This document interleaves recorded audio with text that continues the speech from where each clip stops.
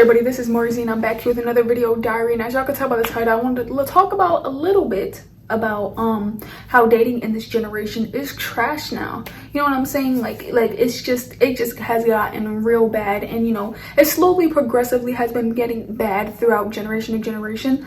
But you know, with this generation, I feel like we lost some key principles into, you know, how to like basically date and to stay committed, and basically how to keep that relationship going all the way to the end, you know, in a healthy as it can be, because of course you're gonna run into your ups and downs and your hills and stuff like that, but you know, basically to keep a relationship going all the way to the end. Because the problem is that a lot of people in this generation, men and women, chase the feeling that you get when you first start talking to somebody, right? That those butterflies, the honeymoon phase, they chase that feeling. And if you constantly chase that feeling, you will never be someone who can settle down in a relationship. And I feel like that's number one, right? People, they chase the thrill of it.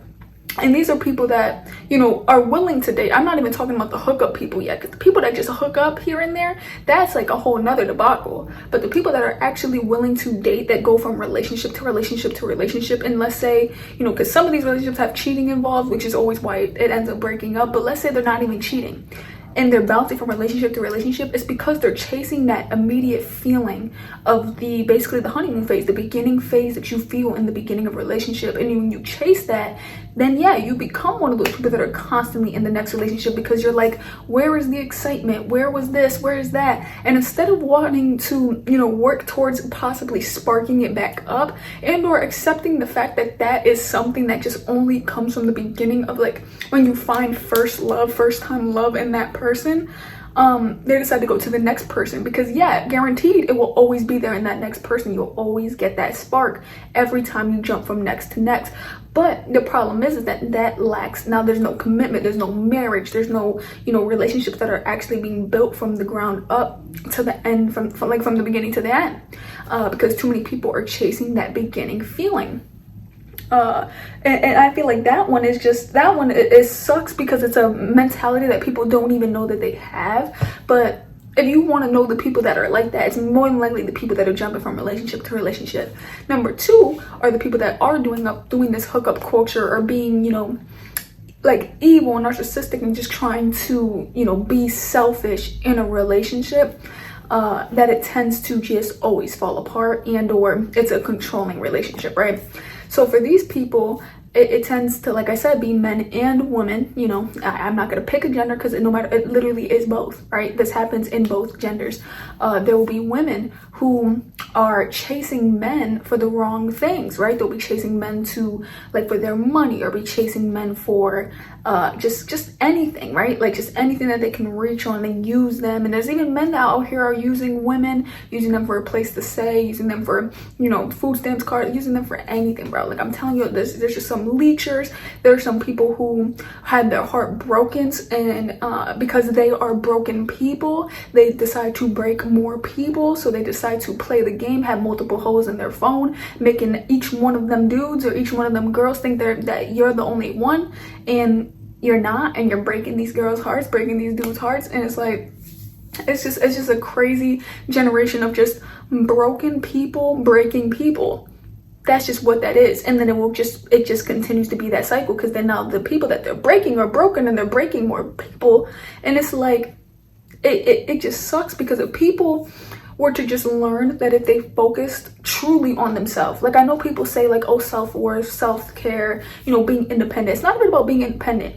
I'm talking about focusing truly on yourself, focusing on what you want, and not settling, right? Because understandably, nobody is perfect, so I understand that. But when you have your standards, it allows you to not get played, right? Because if you keep chasing somebody who, let's say for instance, you keep chasing a man who's more focused about money than you, and you're realizing that these men always are cheating on you, or they're always controlling you, or they're not focused on you, why do you keep going after these men that are about their money but not you, right? There needs to be something that needs to be switched in you, attraction wise, to where you're not attracted to those type of men because they keep breaking you. Or you know, the dudes that are attracted to these pretty women, but these pretty women are like high-key hoes, but they don't want to go for somebody either less attractive or deep dive into who they actually are, and just because the fact that they're pretty and that they're dating, they think that they're up, but not even knowing that she's smashing your best friend in the same room.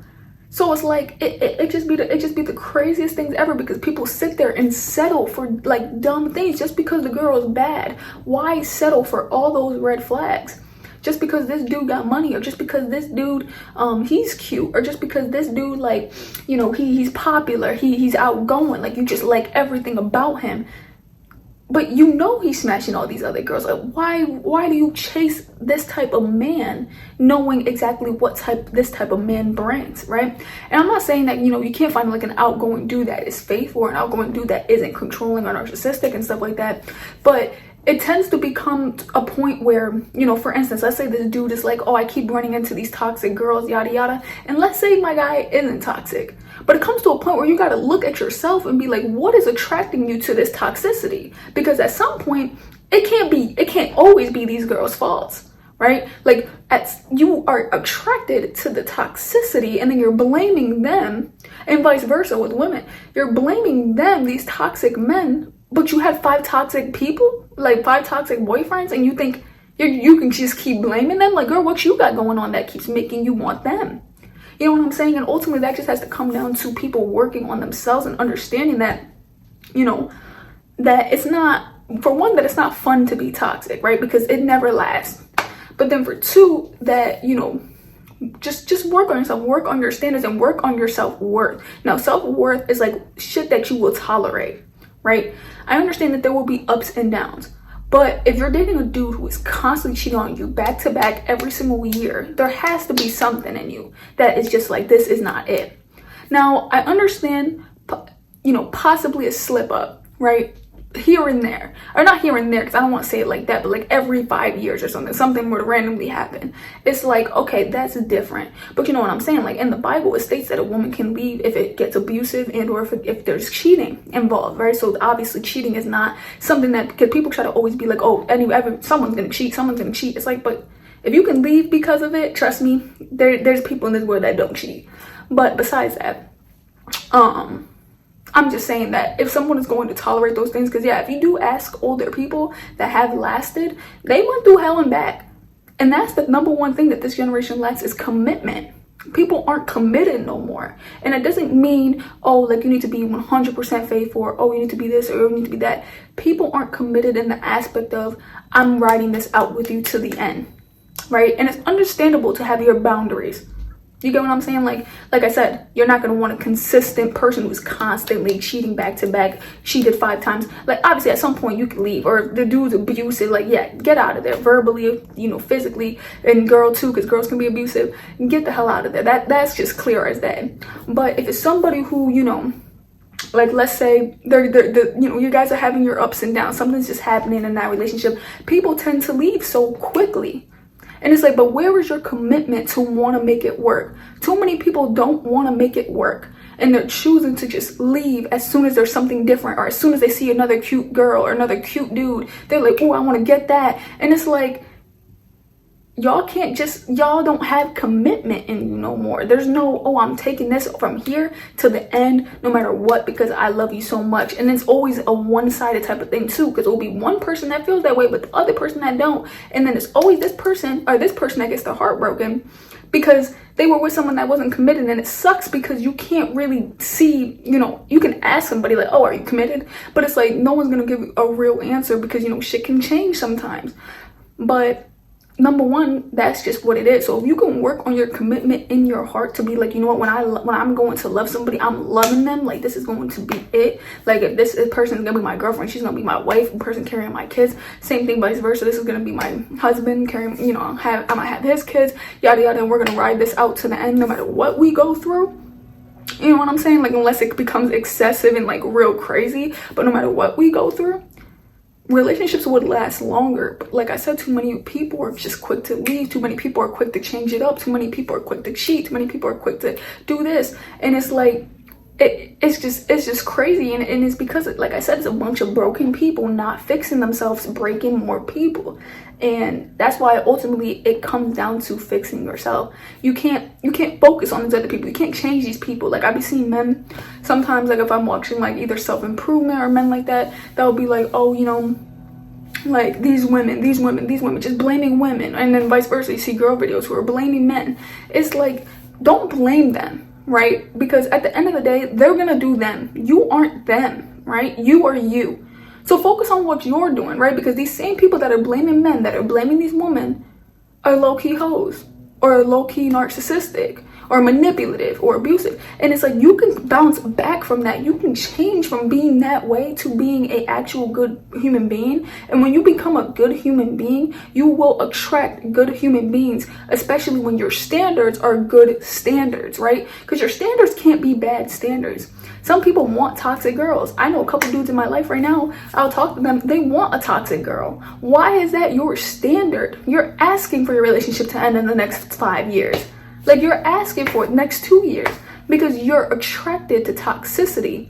No. Stop right there before you end up dating and fix yourself. Fix yourself to be attracted to good people, right? Because I bet you those type of people that get a good girl, or the people that are begging for having a good girl, having a good husband, are gonna be like, that's a boring relationship. This is boring.